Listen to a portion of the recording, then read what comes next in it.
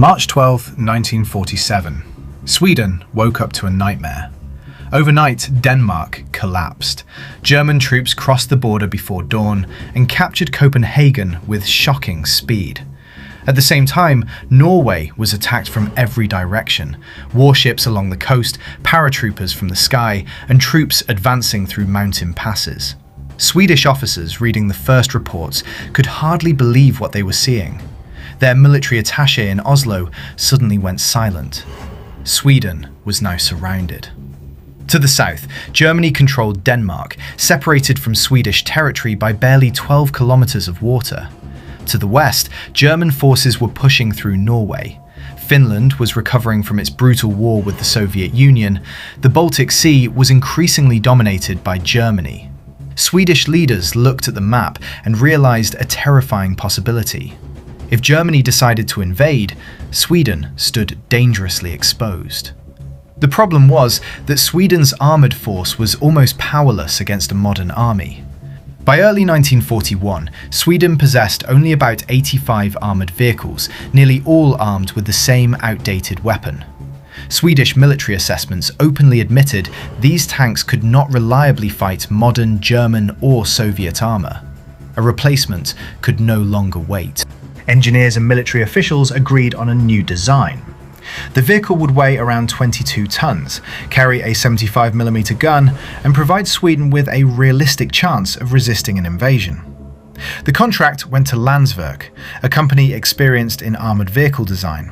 Engineers took an earlier export concept, enlarged it, strengthened the armour, and adapted it to Swedish conditions. Road regulations limited vehicle width, and many bridges could not support heavier tanks. Every design decision had to work within those restrictions. The result was the Stridsvagn M42. For Sweden, it represented a major leap forward.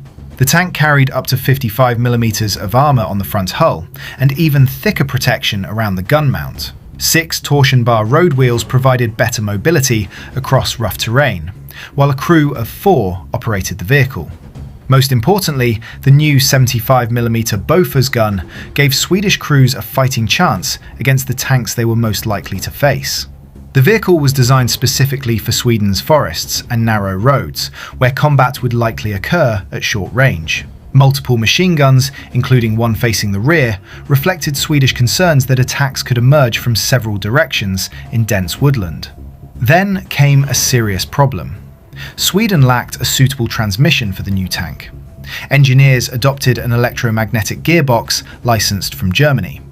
It looked promising on paper, but performed poorly in service. Breakdowns became common, and many tanks required extensive rebuilding. The solution came from Volvo. At first, the company resisted involvement in the project. The government responded with a simple message: participate or risk state intervention.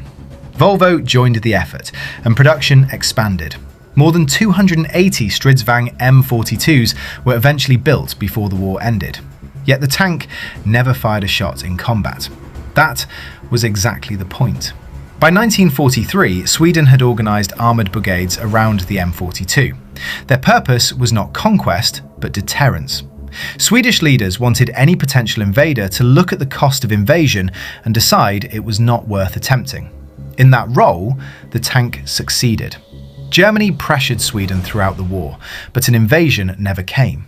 The growing strength of Sweden's defences helped send a clear message: conquering the country would be costly and uncertain. By the middle of the war, the M42 was already becoming outdated. Swedish officials acknowledged that its gun would struggle against the newest enemy tanks. Yet, production continued because military planners understood a simple truth: a capable tank available today is more useful than a perfect one that exists only on a drawing board. After the war, many surviving M42s were upgraded into the Stridsvagn 74 and remained in service for decades. Some original turrets were even reused as fixed coastal defences. Germany never invaded Sweden, and that may have been the Stridsvagn M42's greatest achievement. Its purpose was never to win a war. Its purpose was to make war look too expensive to start.